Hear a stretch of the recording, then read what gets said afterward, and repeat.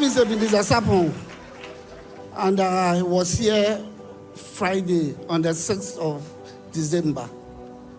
I came for NSPPD, and I was supposed to go back to the airport right from here. Something happened, and I missed my flight. As if God was preparing me not to even go to Ghana that day. And because it was the eve of our election, I had to go. But the only domestic flight that was available has gone. The other alternative was for me to go through Lagos, but that also didn't happen. So we arranged for a private jet that was supposed to take me to Ghana.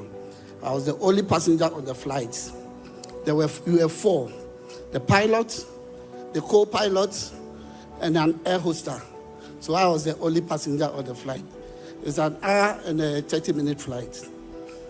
30 minutes into the flight, after we took off, there was a large sound. Bang! Boom, boom, boom, boom, boom, boom, on the right engine. The pilot said, "We have lost the right engine." So he spoke to base, and they said he should return back to Abuja.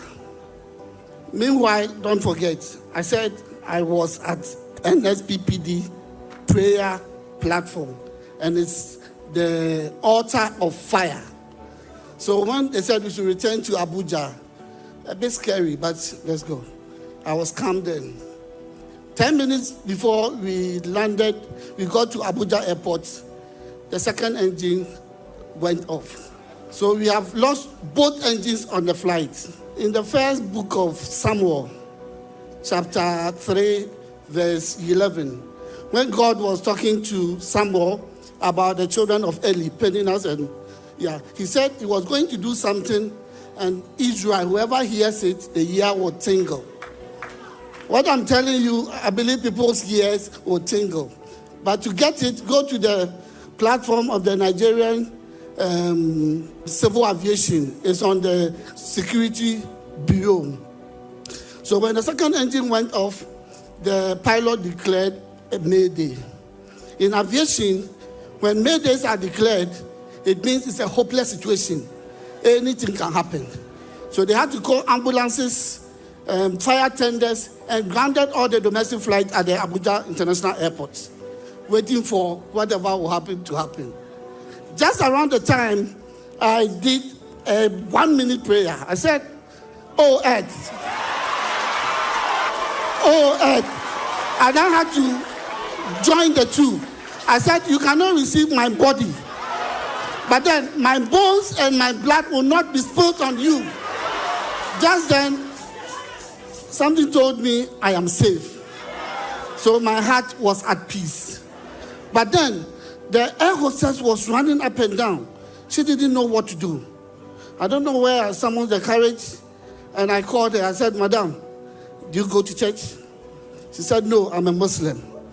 I asked her, "How long have you been flying?" She said, "A long time, but this is dangerous. You don't know what has happened." I said, "I know mayday, but don't worry." Because earlier in the day, Pastor Jerry, I bought paraphernalias here. I spent about 180,000 naira on pillows, many other things. But there were 5 of them. He had to specially pray on them. And I had one with me. So I told the lady that I have something in this plane that will never crash. We serve a living God. We serve a living God. So after my prayer, it was just a 1-minute prayer, and I was talking to the air hostess. Strangely, I was even patting her. "Don't worry, God is with us, and there's something in this plane that would never allow this plane to crash." Every other thing was silent, and when we were approaching, there is no engine, because when the plane is approaching to the taxi, to the runway, they had to control a lot of things. But strangely, he was able to bring the tires out. And he said, something is happening.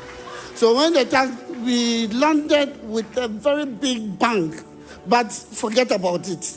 Because God had done it when we were 5,000 meters above sea level. And then he scrolled to safety. And it was as if something has happened. There were fire tenders, there were a whole lot. But I said, no, I will come back here and testify. I'm not going to do it online, and then I want to be here. Nothing missing, nothing broken.